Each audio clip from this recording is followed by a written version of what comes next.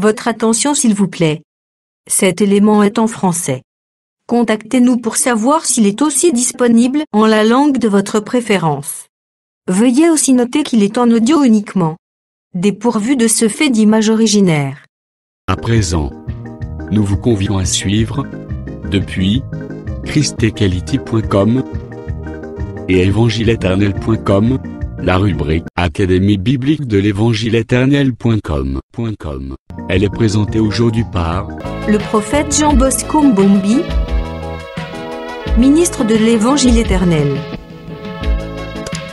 Recherchez-vous les enseignements du prophète Jean Bosco Mbombi, allez sur christequality.com ou sur évangile-éternel.com/jbmbombi.html. Les enseignements sont disponibles en texte, audio et vidéo. Surtout, ne partez point sans souscrire à l'une de nos chaînes YouTube qui correspond à votre version linguistique. Souscrivez s'il vous plaît.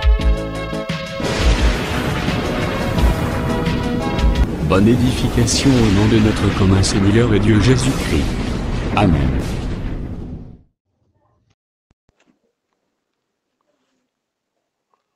Shalom à tous, que le Seigneur vous bénisse. Nous sommes encore là pour continuer la pensée sur les trompettes. Nous allons aborder la 7e trompette. Nous prenons les Écritures, Apocalypse 10, 7 et Apocalypse 11, 15. Mais qu'au jour de la voix du 7e ange, quand il sonnerait de la trompette, le mystère de Dieu s'accomplirait comme il l'a annoncé à ses serviteurs, les prophètes. Apocalypse 11, 15. Le 7e ange sonna de la trompette et dans le ciel de fortes voix qui disaient: le royaume du monde est remis à notre Seigneur et à son Christ. Il régnera au siècle des siècles. Alors remarquez, lorsqu'on parle sur la 7e trompette, Apocalypse 10 nous fait mention d'un élément très important, que la 7e trompette nous amène à l'accomplissement du mystère de Dieu. Or, lorsque nous parlons sur le mystère de Dieu, nous voyons l'homme appelé le Christ, qui vient se manifester ou travailler selon ses attributs. On le présente comme étant le fils d'Abraham, le fils de l'homme, le fils de Dieu. Voyez, il est aussi présenté comme étant le fils de David. Or, lorsqu'on parle ici le fils de David, nous voyons Salomon. Or, Salomon, dans ce titre-là, Christ est le descendant de David, c'est-à-dire il est roi. Donc, quand on dit fils de David, cela signifie Salomon. Voyez.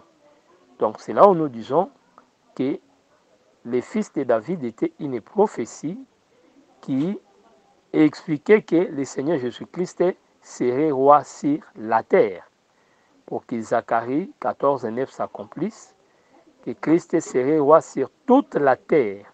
Vous voyez, puisque, à vrai dire, Dieu a remis la terre au Fils de l'homme. Vous voyez, la terre était remise à l'homme par Adam, mais par le péché, Adam avait perdu le contrôle. Vous voyez, c'est pourquoi Christ est venu comme le second, le dernier Adam, pour pouvoir récupérer ce que le Père avait perdu. Vous voyez, pour que maintenant le premier Adam puisse régner derrière le dernier Adam. Donc lui devient héritier et le premier Adam devient co-héritier. Et lorsque nous parlons sur le premier Adam, nous voyons toute l'humanité, tous les saints du monde, nous sommes expliqués dans les premiers Adam. Donc voilà ce que nous devons comprendre. Donc, on retient d'abord les premiers éléments, que la septième trompette s'accomplisse, c'est sonner plutôt pour que le mystère de Dieu s'accomplisse. Qu'est-ce que nous appelons l'accomplissement du mystère de Dieu?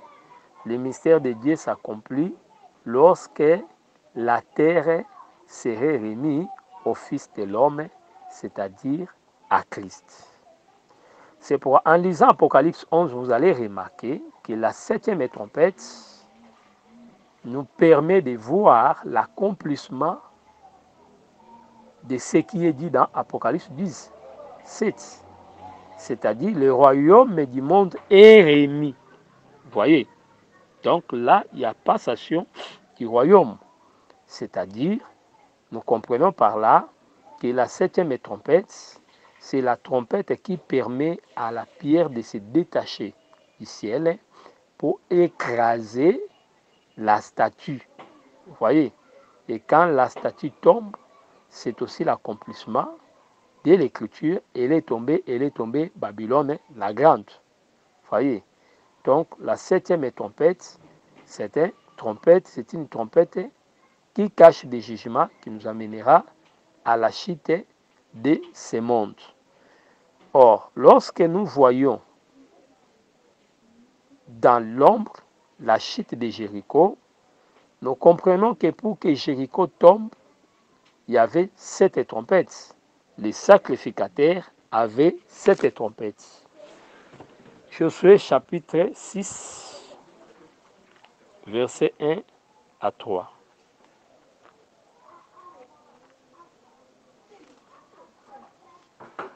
Josué chapitre 6. Je prends les versets 1 à 3. Je lis au nom du Seigneur Jésus-Christ.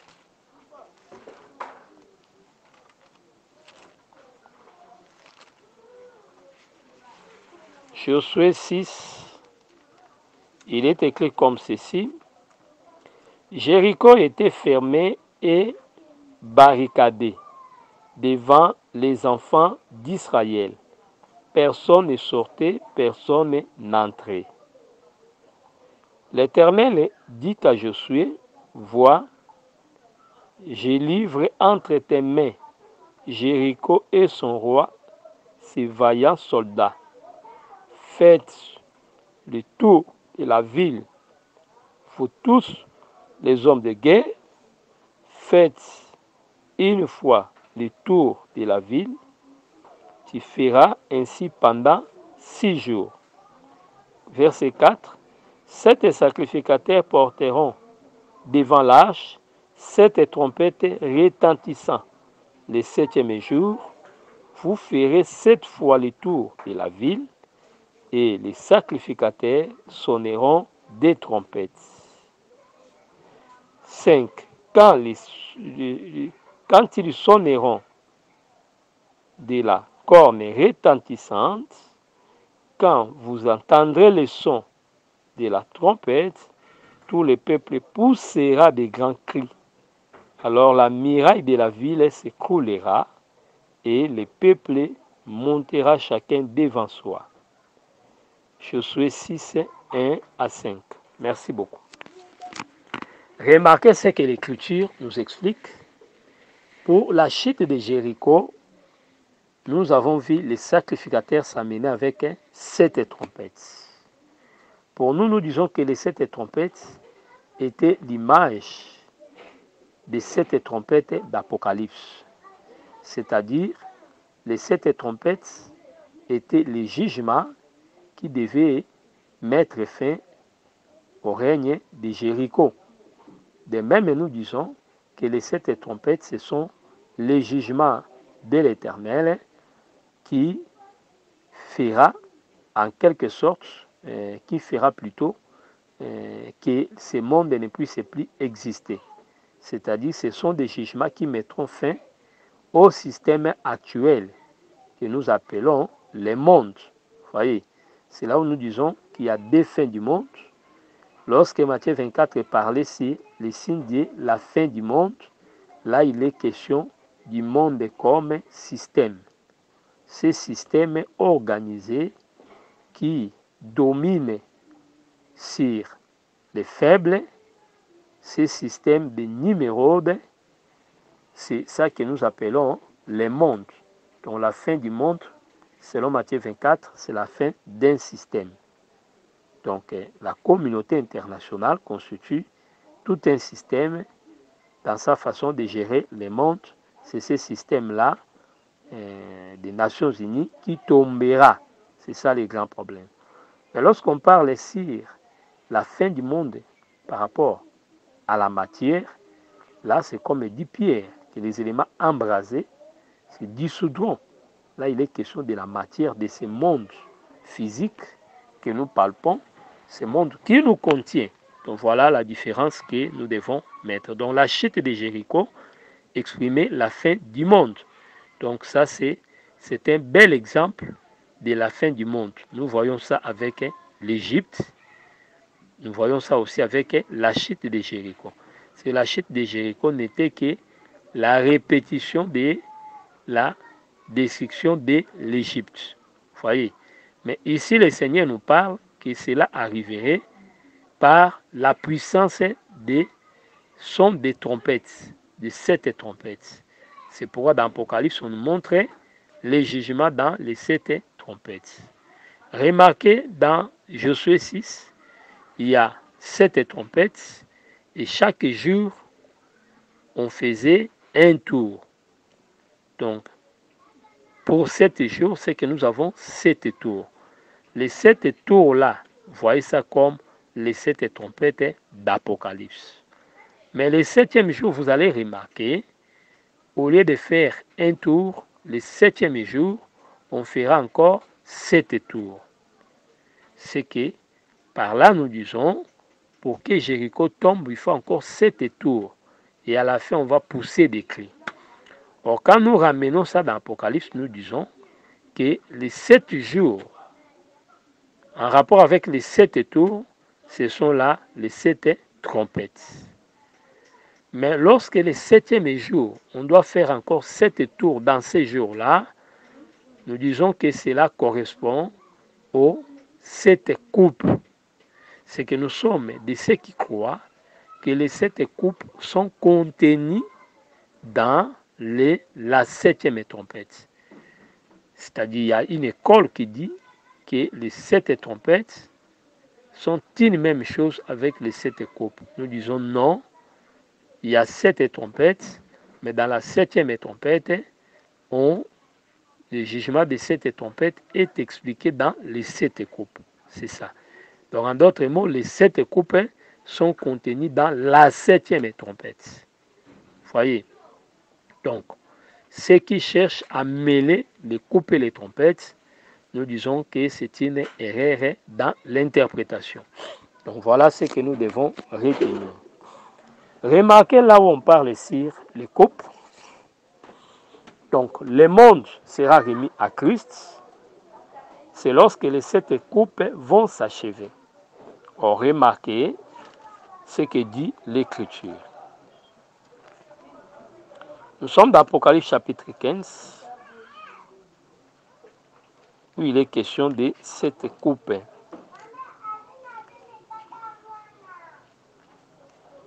Apocalypse 15, je fais la lecture. Puis je vis dans le ciel un autre signe grand et admirable, 7 anges qui tenaient 7 fléaux, les derniers, car par eux s'accomplit la colère de Dieu. Voyez. Or, à vrai dire, nous savons que la colère de Dieu s'accomplissait dans la 7e trompette. C'est la 7e trompette qu'on avait appelée le dernier malheur. Mais vous allez remarquer qu'Apocalypse nous présente que le dernier fait, le dernier jugement serait avec les 7 coupes. C'est que nous comprenons que les derniers malheurs, comme la 7e trompette, cachent des malheurs que nous appelons les coupes. C'est ça.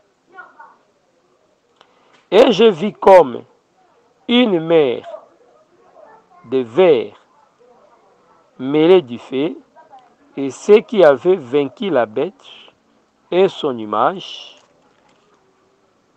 et le nombre de son nom, debout sur la mer de verre, ayant des arbres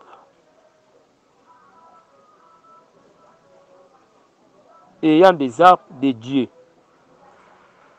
Merci beaucoup. Je crois notre pensée, c'est plus la pensée des versets 1. Nous prenons aussi Apocalypse 16, premier verset. Et j'entendis une voix forte qui venait du temple et qui disait aux 7 anges, allez, versez sur la terre les 7 coupes de la colère de Dieu. Le premier alla, il versa sa coupe sur la terre, et un ulcère malin et douloureux frappant les habits des hommes qui avaient la marque de la bête et qui adoraient son image. Merci beaucoup. Apocalypse 16, verset 1 à 2. Donc nous touchons la première coupe. Nous avons déjà dit que les coupes sont des jugements. Quand vous allez dans Jérémie chapitre 25, commencez par le verset 19, vous allez voir que Jérémie avait aussi récit, même verset 15 vous descendez, la coupe entre les mains de l'Éternel. Et l'Éternel avait dit qu'il devait faire boire aux nations. Vous voyez? Donc c'est cette coupe-là qu'avait Jérémie, c'est ça les jugements des nations. Or, quand nous voyons la coupe, nous voyons les vins. C'est qu'en d'autres mots, pour nous, nous disons que le jugement, c'est divin. Vous voyez, c'est divin. Or, ce qui nous a sauvés, c'est aussi les vins. Puisqu'il fallait prendre la coupe pour avoir la vie. Nous voyons les frères de Joseph recevoir les pains, mais ils n'étaient pas sauvés. Il fallait que, pour la seconde fois, qu'ils ne rentrent pas seulement avec les pains, mais avec la coupe. Vous voyez, c'est par la coupe que nous voyons les vins. Vous voyez. Mais ici maintenant, c'est les vins de la colère. Vous voyez. Mais nous avons pris les vins de la grâce. Vous voyez. Donc, c'est ce que nous devons comprendre. Mais là, il est question de la colère. C'est pourquoi, dans Apocalypse chapitre 6, verset 17, on criait, cache-nous devant la face de celui qui est assis, car les jours de sa colère. Voyez, donc la colère, c'est ça le jugement. Donc nous avons la grâce et aussi le jugement. Donc voilà ce que nous devons comprendre. Donc nous avons la grâce qui est aussi symbolisée par les vins. Voyez, ton amour est plus que les vins. Donc cet amour-là est comparé au vin. C'est aussi les vins. C'est pourquoi Jésus avait apporté 10 vins. Les gens étaient contents, mais pourquoi ces vins n'étaient pas là au commencement de la fête? C'est l'enseignement que nous avons là, c'est tout un vin. Le Seigneur, c'est une vigne qui nous fournit du vin. C'est ça. Mais ici maintenant, le vin dont il est question, ce n'est plus la grâce, mais c'est le jugement pour condamner l'incrédulité des nations. Vous voyez, on exprime ça par une coupe. Donc c'est une coupe de colère. Vous voyez, c'est très très important. Alors, les 7 coupes dont il est question, ce sont les 7 fléaux, les 7 jugements qui sont les derniers. Or, nous avons expliqué que l'ange, l'aigle qui criait, il disait malheur à la terre à cause des autres sont des trompettes. C'est que nous comprenons que le jugement est en quelque sorte croissant. Donc, les premiers malheurs, les premiers mots étaient un peu moindres que les suivants. Donc, c'est les mots qui viendront dans la suite seront plus douloureux que les mots qui étaient au commencement. Donc, voilà ce que nous devons retenir. Alors, nous sommes dans la situation où le Seigneur ordonne que les 7 puisse agir. Or, nous voyons les 7 sorties du temple. Voyez? Donc, nous disons que c'est une colère qui provenait du ciel.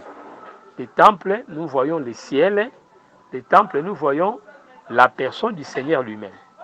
Donc, ça sortait de lui.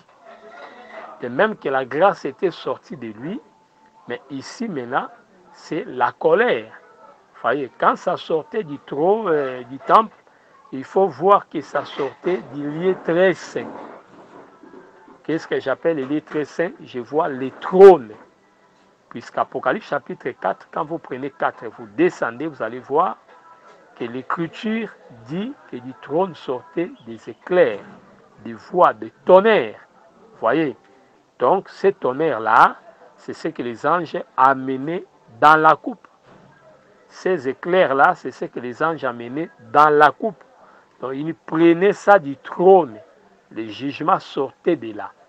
De même que le fleuve était sorti là-bas comme étant la vie, de même aussi la colère sortait maintenant pour consumer les habitants de la terre. Alors, les principes restaient les mêmes.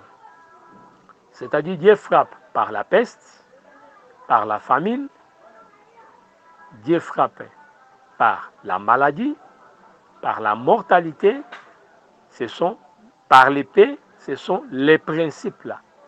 C'est pour vous allez remarquer que tout ce qui sera dit gardera toujours les sous-bassements ou les fondements que nous avons exploités dans les trompettes.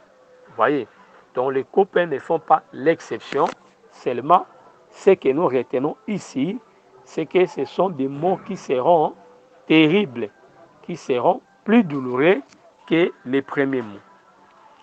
Alors ici, il est question de la première,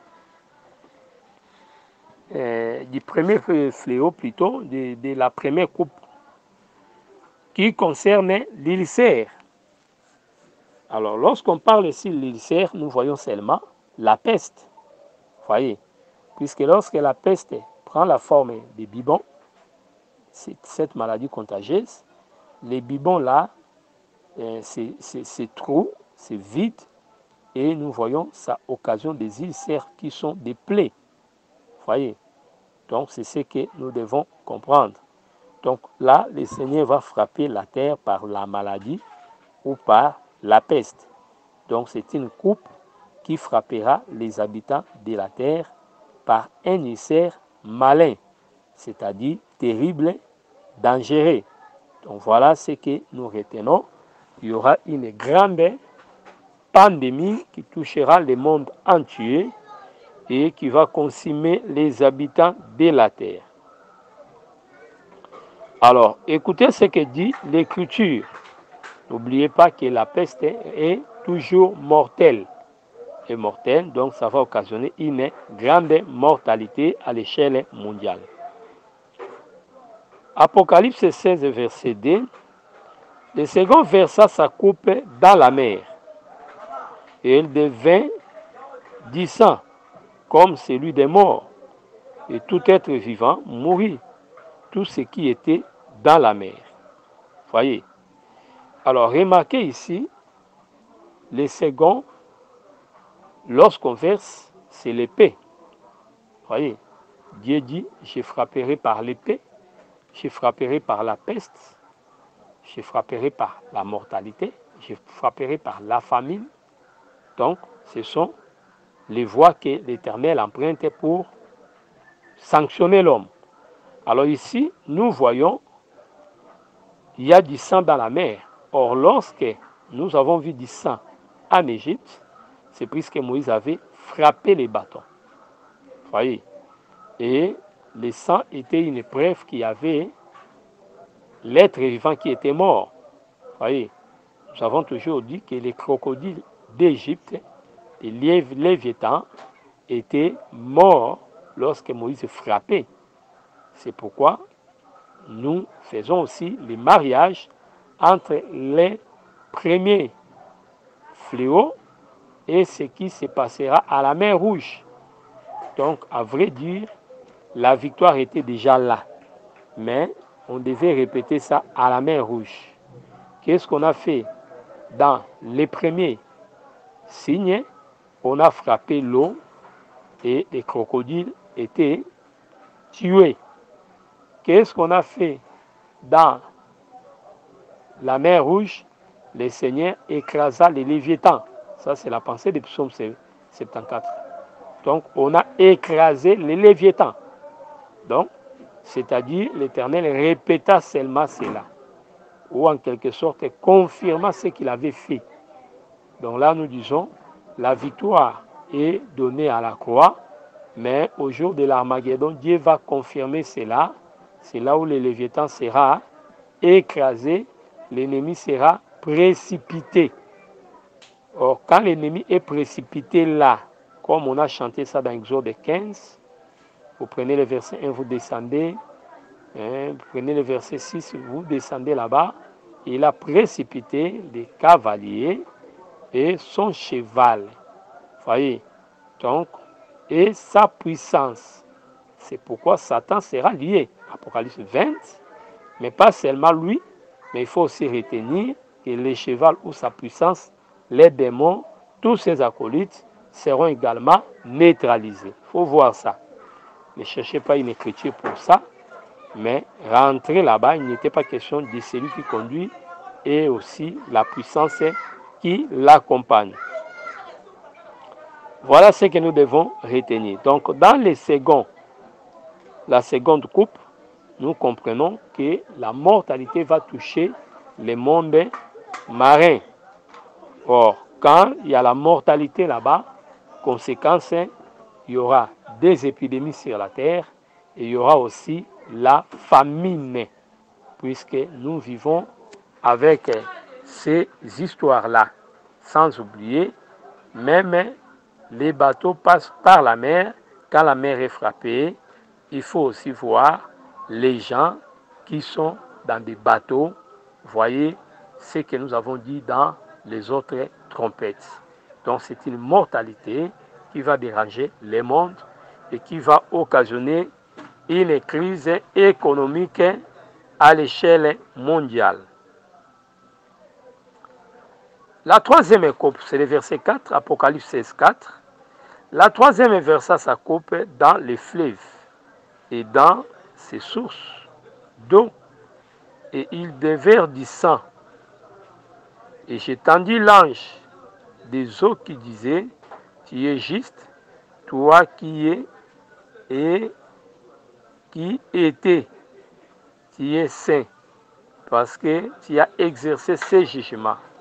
Car ils ont versé le sang des saints, des prophètes, et tu leur as donné du sang à boire, et ils en seront dignes. Voyez, cette pensée ici de la troisième coupe, voyez ça, c'est que le Seigneur accomplit dans l'Égypte avec les premiers signes. Voyez, Dieu donna à l'Égypte du sang à boire. Voyez, nous savons que dans la révélation, il est question du changement des sacerdoces, selon qui est changé en vin. C'est le miracle que Jésus opéra, et ces miracles-là étaient opérés à la croix. Voyez, à la croix. La mer était frappée à la croix lorsque Jésus frappait son fils, Jésus-Christ.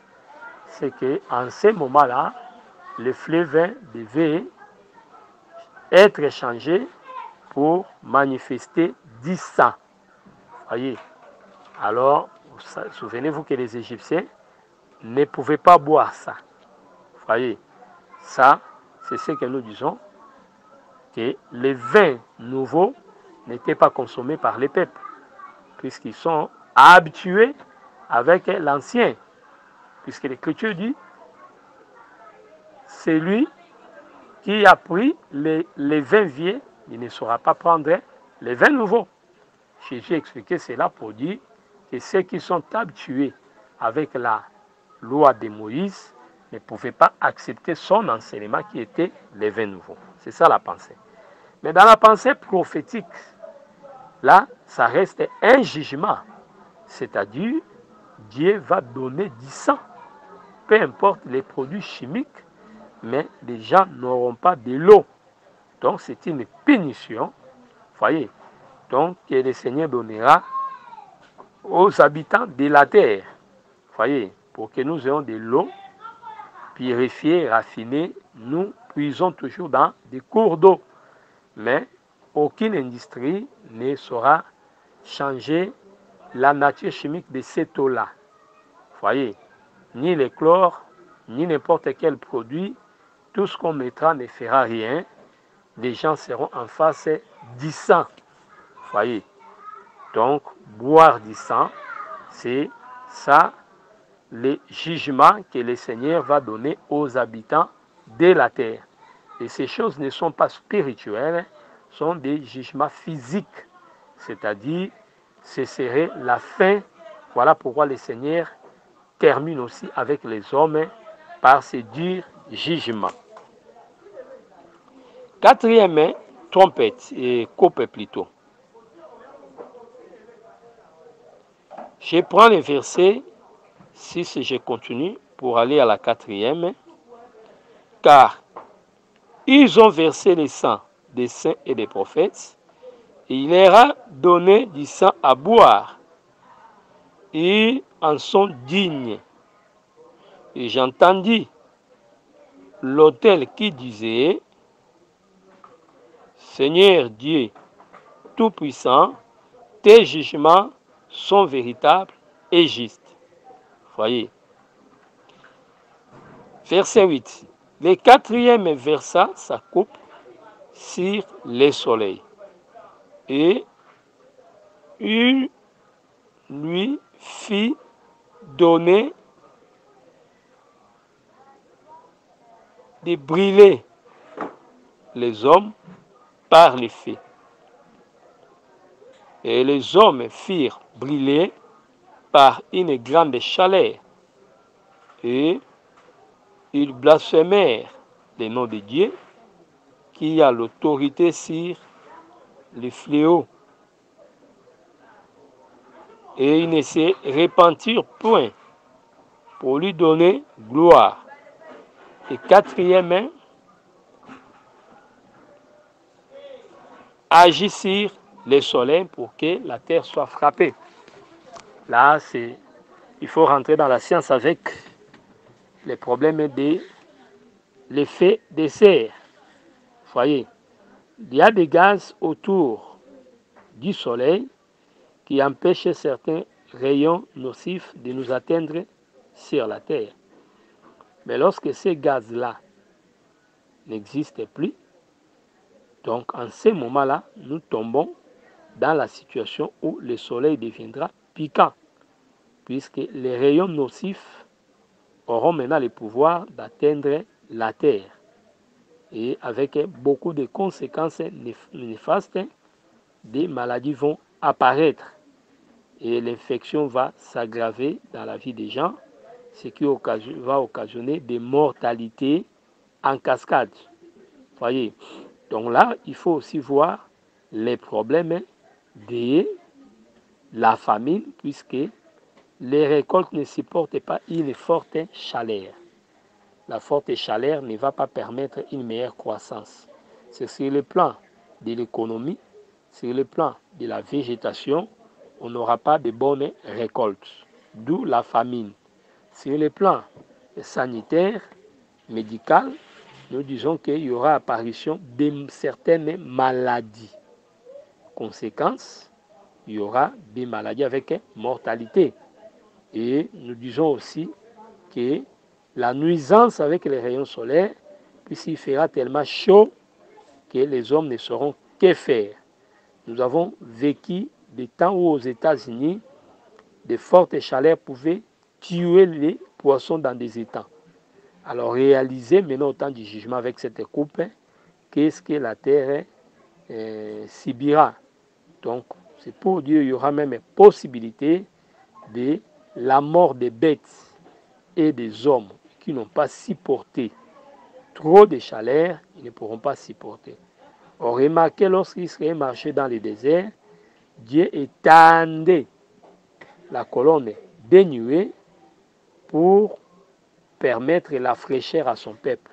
Sinon, les hommes comme les animaux, face à la grande chaleur du désert, ils ne pourront pas arriver dans la terre de Canaan. Donc, c'est la bonté de Dieu, c'est sa miséricorde qui sauvait les peuples par la colonne des nuées. Mais ici, dans ce contexte de jugement, le Seigneur ne fera rien. Il enlèvera sa protection et les hommes seront frappés. Nous ne parlons pas des choses spirituelles, mais physiques. Donc la chaleur va frapper les habitants de la terre. Voyez. Donc là, seulement ceux qui ont la foi, qui auront la protection serait seulement possible pour les enfants de Dieu. Mais ce serait déjà un temps. Ici, il faut positionner ça, c'est déjà après la grande tribulation. Il faut retenir que lorsqu'il est question de couple, lisez très bien Apocalypse 15, on présente les couples et puis on va présenter les problèmes de la grande tribulation. Vous voyez, je reprends un peu l'écriture pour la meilleure compréhension. C'est que lorsque nous parlons sur la 7e trompette, avec la 7e trompette, nous sommes déjà après la grande tribulation. Donc retenez qu'il est question du temps de la prolongation que nous allons expliquer. Donc nous sommes dans cette période-là. Voilà ce que nous devons retenir. Alors je reprends l'écriture d'Apocalypse 15.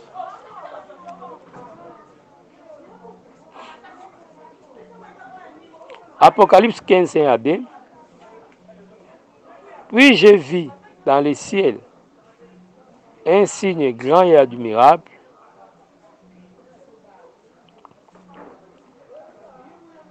sept anges. Voyez, les sept sont présentés comme un signe. C'est pour dire ils agissent comme une constellation. Comme une constellation. Donc, un signe, une constellation, mais à l'intérieur, il y a les étoiles qui sont ces sept anges. Merci beaucoup. Grand et admirable, sept anges qui tenaient sept fléaux, les derniers, car par eux s'accomplit la colère de Dieu. Et je vis comme une mer de verre mêlée de feu, et ceux qui avaient vaincu la bête, donc on dit, et je vis comme une mer de verre mêlée de feu, et ceux qui avaient vaincu la bête et son image. Voyez? Et le nombre de son nom debout sur la mer de verre, ayant des arbres de Dieu. Il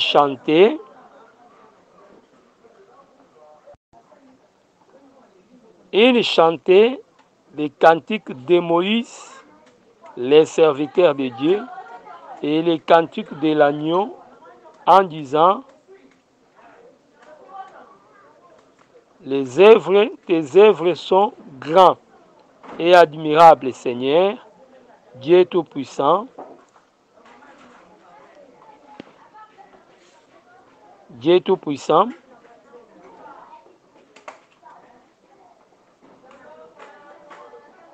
Tes voix sont justes et véritables, roi des nations. Voyez,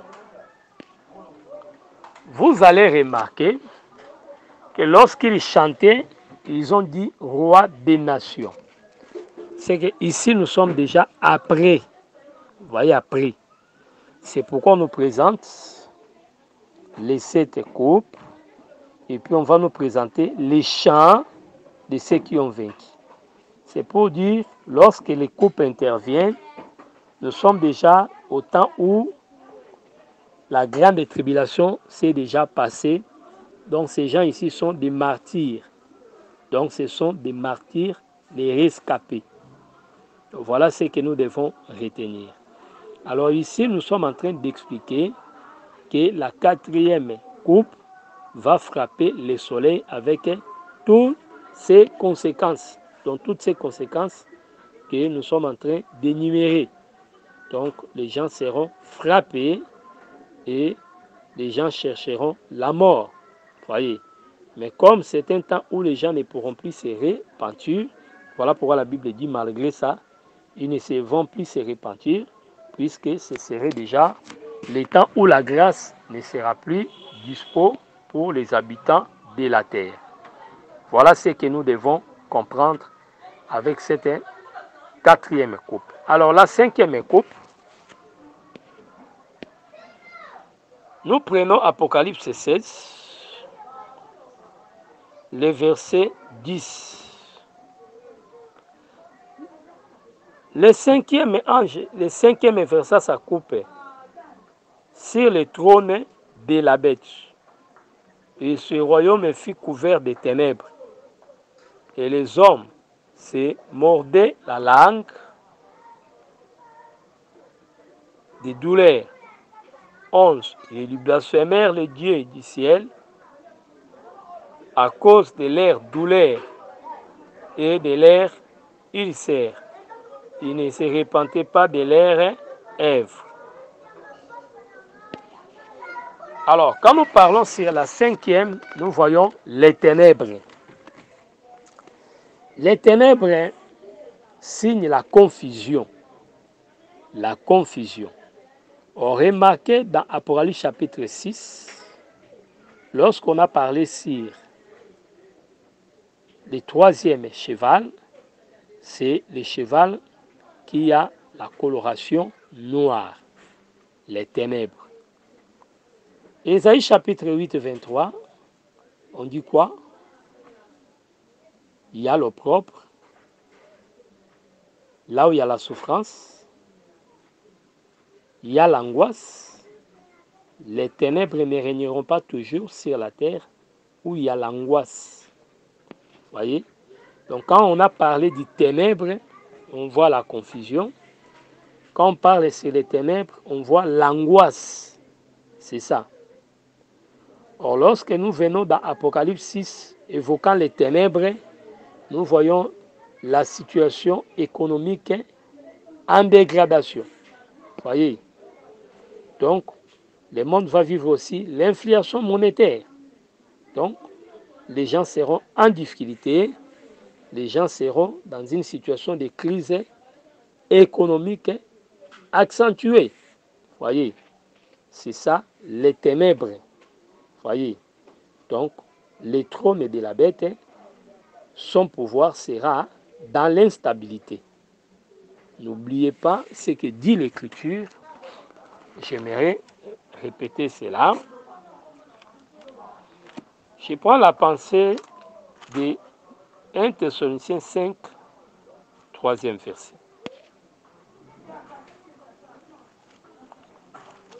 Il faut retenir que l'homme du péché, l'impie, était présenté comme le sauveur de l'humanité. Puisqu'avec les programmes de la mondialisation, il fera des alliances et il va stabiliser toutes les choses. C'est cela qui fera qu'il puisse gagner un grand nombre. Voyez. Et c'est ce qui fera que les regards soient tournés vers lui comme étant le sauveur. Écoutez ce que dit 1 Thessaloniciens 5.3. Quand les hommes diront paix et sûreté, voyez, quand est-ce que les gens diront paix et sûreté? Lorsque le cheval blanc apparaîtra. Donc, c'est-à-dire l'Antéchrist. Et lorsqu'il va stabiliser toutes choses et que par les alliances, le monde va bénéficier. Voyez. Alors, une ruine soudaine les surprendra comme les douleurs de l'enfantement surprend la femme enceinte. Et ils n'échapperont point. Voyez. On montre que lorsque les gens seront contents avec lui, mais une ruine soudaine. Ruine soudaine, c'est le jugement de l'Éternel. Voyez. Donc le jugement sera cette ruine-là. C'est pour lorsqu'on arriverait à la cinquième tempête, la ruine va se dessiner avec l'échec de sa politique. Vous voyez, puisque au départ, il va mettre à l'aise tout le monde et ensuite, il ne mettra qu'à l'aise ceux qui ont la marque de la bête pour faire souffrir ceux qui n'ont pas sa marque. C'est pour dire les chrétiens seront persécutés. Apocalypse 13, 15 à 17. Vous remarquerez là-bas, on dit personne ne peut vendre ni acheter. C'est-à-dire, la classe des justes va souffrir. Mais les autres seront à l'aise. Pourquoi? Ils ont la marque de la bête. Ce sont des privilégiés, ce sont des protégés. Mais arrivé ici, lorsque le trône sera dans le déséquilibre, ceux qui se sentaient en sécurité seront dans le déséquilibre. Vous voyez, c'est comme ça, ceux qui se fiaient à la bête seront dans l'incapacité. C'est-à-dire, en ce moment ici, les gens pourront dire aux montagnes, tomber sur nous, mais ce serait pratiquement impossible. Les montagnes ne pourront pas agir. Nous avons toujours dit que la grâce ne sera plus couvrir les gens, mais nous expliquons aussi les montagnes comme étant les puissants de la terre, même lui-même l'Antéchrist. Donc, en ce moment ici, sa protection ne vaudra rien. Donc, il ne pourra pas sécuriser ceux qui se confient en lui. Il sera dans l'incapacité, puisque son trône, son organisation, son pouvoir qui assurait le bonheur de la terre sera secoué. Voilà pourquoi ils seront dans les ténèbres. Voyez. Et face à cette situation de déséquilibre, face à cette situation de perte de vitesse, face à cette situation dégradante, ils seront dans l'obligation de chercher la guerre avec Israël. Voyez. Donc, c'est alors que les nations vont comprendre que si nous sommes en difficulté, c'est à cause d'Israël. Voilà pourquoi il faut leur faire la guerre.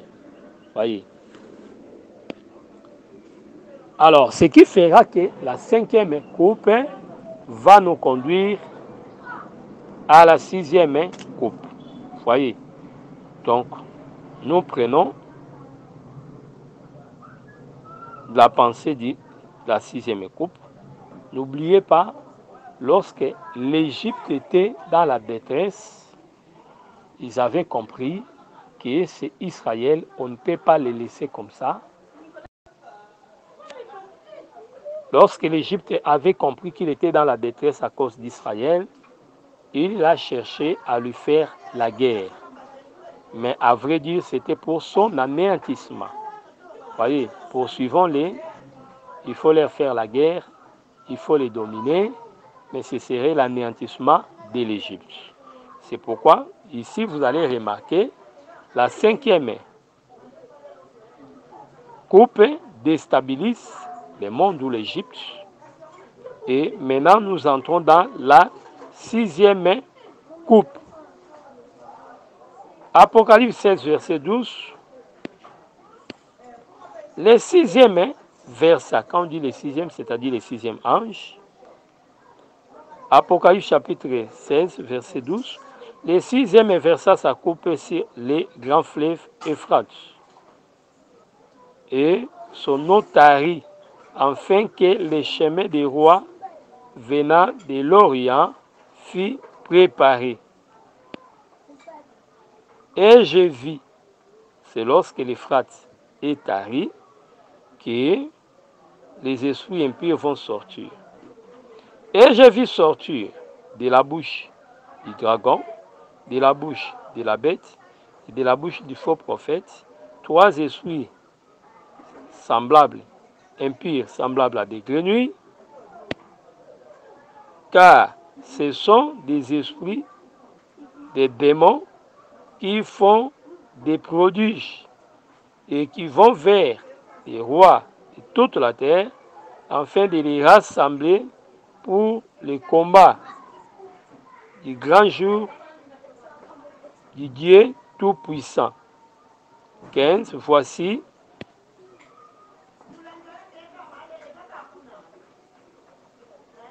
je viens comme un voleur. Heureux celui qui veille et qui garde ses vêtements, afin qu'il ne marche pas nu et qu'on ne voit pas sa honte. Il faut aller dans l'église de Laodicée, l'église de Sardes, pour comprendre l'importance des vêtements. 16. Ils les rassemblèrent dans les lieux appelés en hébreu Armageddon. Donc le verset 12, Apocalypse 16, 12 à 16. Alors suivez-moi très attentivement. Vous allez remarquer ici, il y a les tarissements de l'Euphrate, ça c'est un. Et secondo, les esprits impurs sortent du dragon, de la bête et du faux prophète pour aller séduire les rois de la terre et les rassembler pour la bataille. C'est que là, Zacharie va s'accomplir. Lisons la pensée de Zacharie, Zacharie chapitre 12. Qu'est-ce qui anime les gens de se liguer ensemble? Ce ne serait pas par eux-mêmes, mais ce serait par les esprits impurs. Zacharie chapitre 12. Oracle les paroles de l'Éternel sur Israël. Ainsi parle l'Éternel qui a qui a étendu les cieux et fondé la terre, et qui a formé l'esprit de l'homme au-dedans de lui. Voici, je ferai de Jérusalem une coupe d'étourdissement pour tous les peuples d'alentour, et aussi pour Juda dans les sièges de Jérusalem. En ce jour, je ferai de Jérusalem une pierre pesante pour tous les peuples. Tous ceux qui la soulèveront seront meurtris, et toutes les nations de la terre s'assembleront contre elle. En ce jour-là, l'Éternel, dit l'Éternel, je frapperai d'étourdissement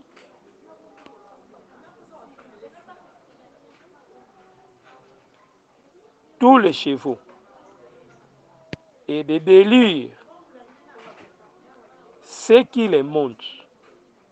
Mais j'aurai les yeux ouverts sur la maison de Juda. Voyez. Qu'est-ce qui fera que les nations se rassemblent? Nous voyons ça dans les ombres. Josaphat va combattre les nations. Les nations vont se liguer. Voyez. Donc, ces rassemblements-là, c'est comme au jour de la croix. Nous allons voir comment est-ce qu'il y avait ligue. Les nations s'étaient liguées. Cette chose va encore être répétée pour la grande bataille que nous appelons Armageddon. Voyez, on les rassemble pour la grande bataille dans les lieux appelés Armageddon. Armageddon signifie montagne de Megiddo. Montagne de Megiddo. Vous voyez, c'est au nord d'Israël. C'est une contrée ou une zone où se déroulaient beaucoup de batailles. Vous voyez, donc Israël engagea là-bas beaucoup de batailles. Même la bataille au temps de Sisera, la bataille s'était aussi prolongée jusqu'à Megiddo. Vous voyez, et dans la prophétie, on prend cela comme étant les jours de l'Éternel. C'est très important. Alors, ce qui nous intéresse ici, c'est les tarissements de l'Euphrate. Si l'Euphrate ne tarit pas, les nations ne viendront pas pour aider Israël. L'Euphrate ne tarit pas, les nations ne viendront pas pour combattre Israël.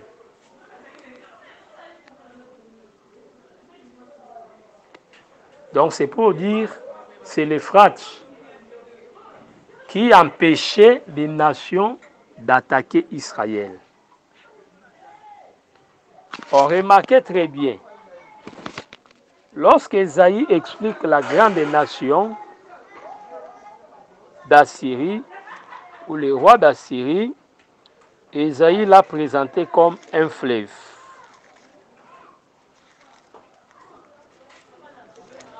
L'ennemi comme une puissance, Ésaïe va le présenter comme un fleuve. C'est la même pensée. Je prends Ésaïe chapitre 7. Le livre d'Ésaïe,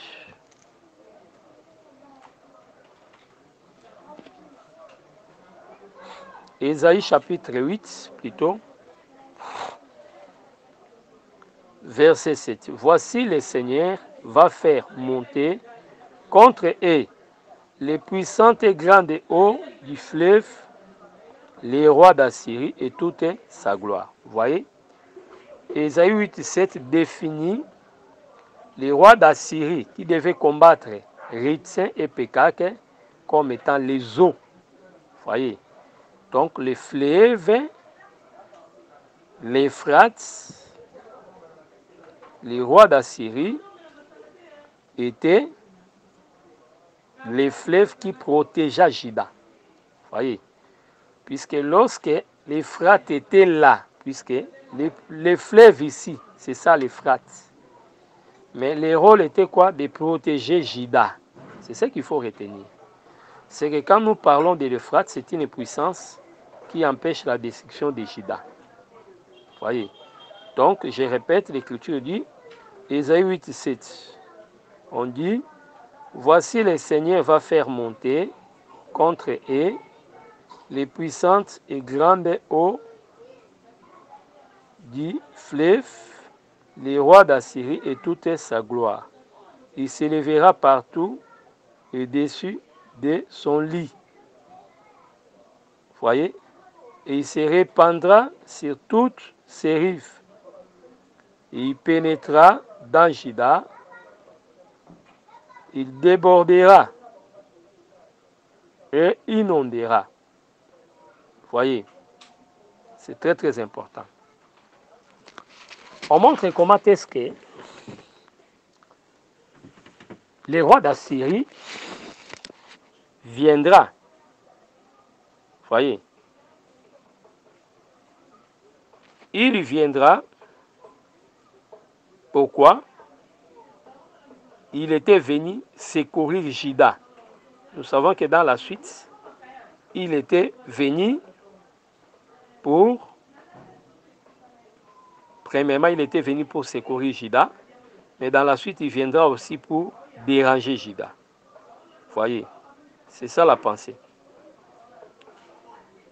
Mais ici, nous expliquons seulement que le roi d'Assyrie était aussi une protection. On l'a appelé fleuve, mais il était aussi, pas seulement pour la destruction, mais pour la protection. Donc, il était pour la paix. Pour comprendre cela, il faut aller dans les livres des 2 rois, où vous remarquerez qu'Akaz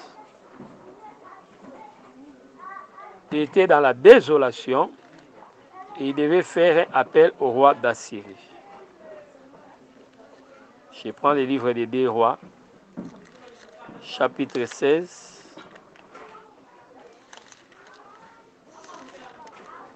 Des rois 16.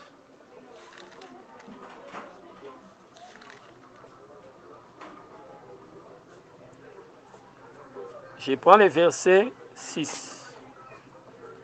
Dans ce même temps, Ritsin, roi de Syrie, fit rentrer Élat au pouvoir des Syriens et fit expulser de l'âme les Juifs et les Syriens. Les Juifs et les Syriens vinrent à Élat. Ils ont habité jusqu'à ce jour. Verset 7. Akaz envoya des messagers à Tiglath-Pileser, roi d'Assyrie, pour lui dire, je suis ton serviteur et ton fils monte et délivre-moi de la main du roi de Syrie, et de la main du roi d'Israël, qui s'élève contre moi. Et Akaz prit l'argent et l'or qui se trouvait dans la maison de l'Éternel et dans la maison des trésors de la maison du roi. Et il envoya un présent au roi d'Assyrie.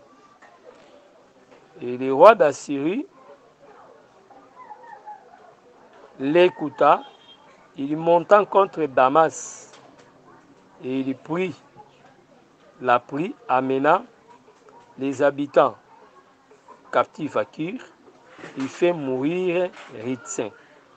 Donc c'est le verset 6 jusqu'au verset 10. Vous voyez?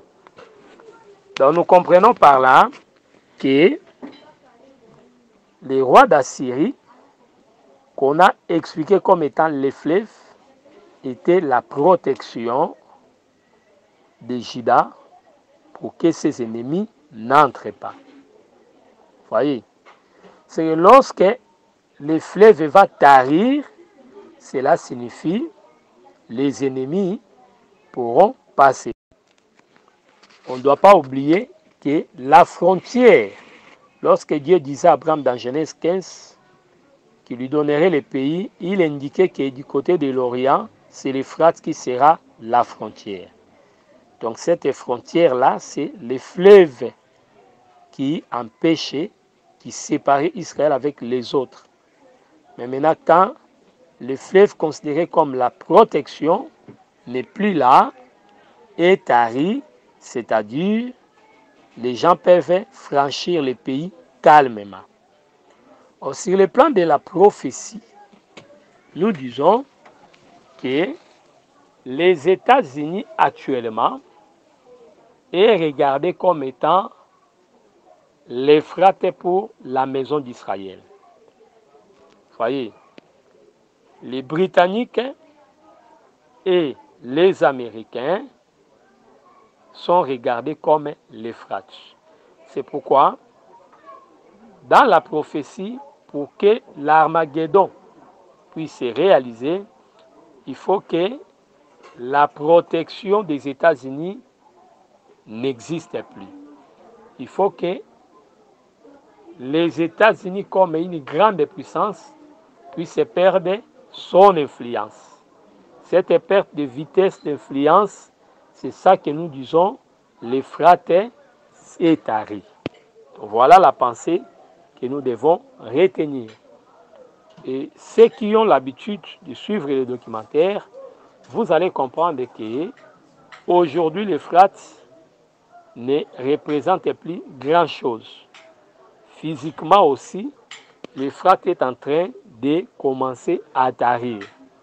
Donc pour nous, c'est un présage qui annonce que la puissance américaine va tomber et Israël ne sera plus protégé. Donc les fleuves, il n'est pas question du fleuve comme ça. Les fleuves, c'est la puissance américaine qui va perdre son influence et ne saura pas protéger Israël.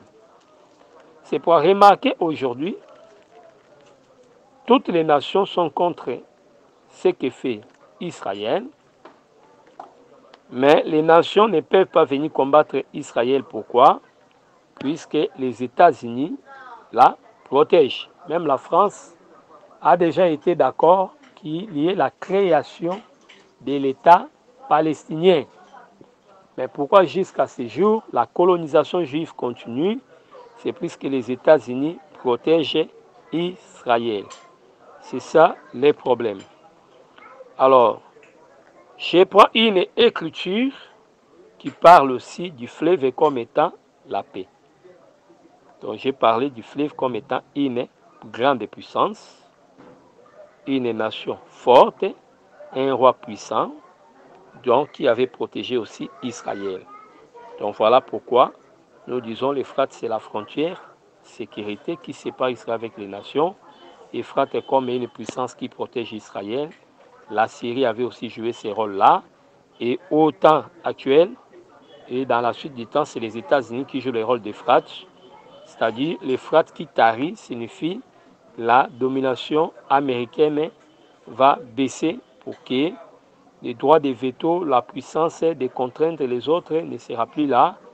Il arrivera un temps où il ne saura pas protéger Israël. C'est ce qui permettra les armées de l'Orient, la Chine, l'Inde, Pakistan, toutes ces armées, Corée, Japon, puissent s'engager dans la guerre pour combattre Israël. C'est très très important. Alors je prends Ésaïe 66.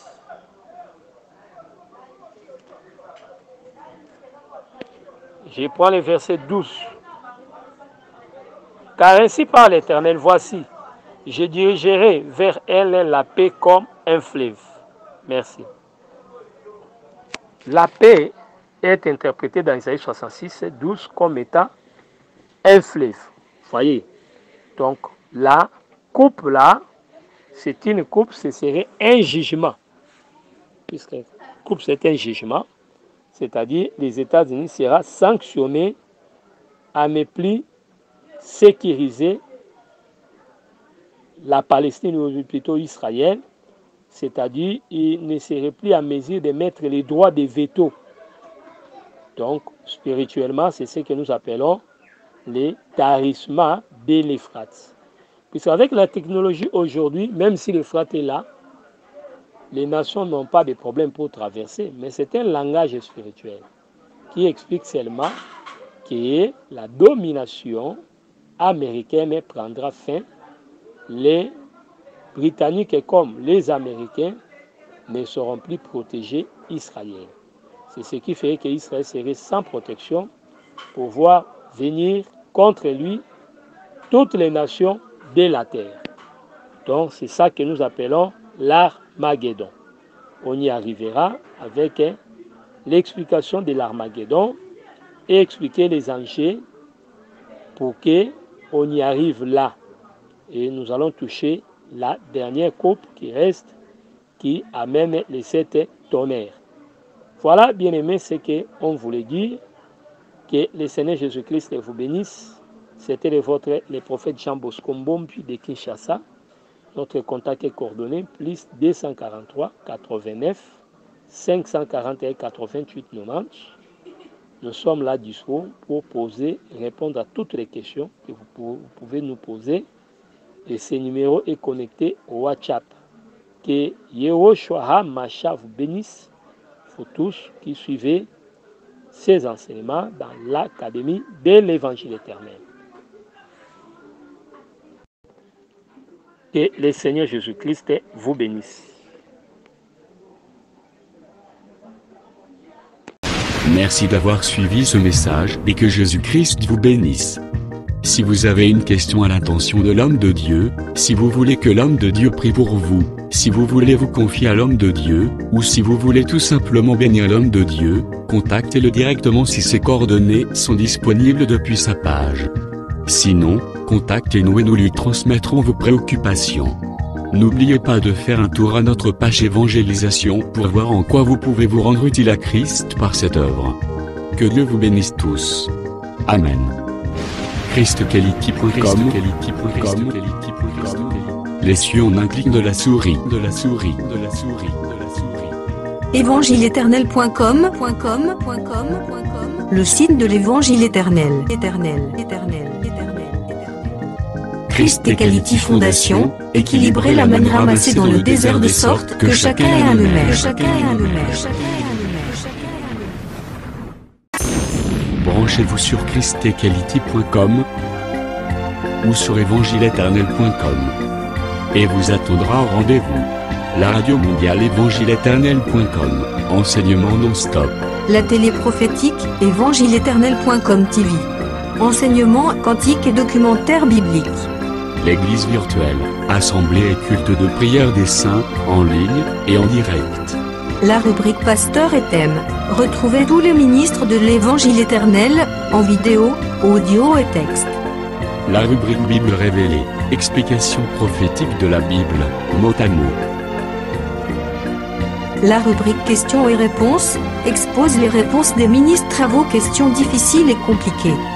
La rubrique prophétie et actualité décrypte pour vous l'actualité en rapport avec les prophéties bibliques. La rubrique Aréopage ouvre à tous et sans censure le libre débat et exposition contradictoire. Évangile-éternel.com démystifie au moyen de l'enseignement les erreurs des fausses religions, églises, doctrines et philosophies. Nos enseignements confrontent l'apostasie et les idées préconçues pour vous attacher à la saine doctrine. Vous y trouverez de l'exhortation, du réconfort spirituel et de l'incitation à vous sanctifier.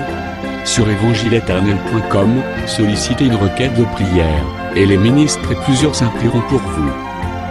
Retrouvez des cantiques chantés par des saints et des cantiques instrumentaux. Venez y apprendre d'autres langues à travers la Bible audio multilingue. Les enseignements sont en toutes les langues. évangile-éternel.com, le site de l'Évangile éternel.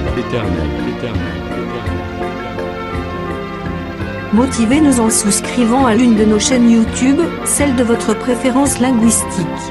Et venez évangéliser avec nous en partageant, autant que faire se peut, notre site web, nos YouTube channels ainsi que toutes nos publications.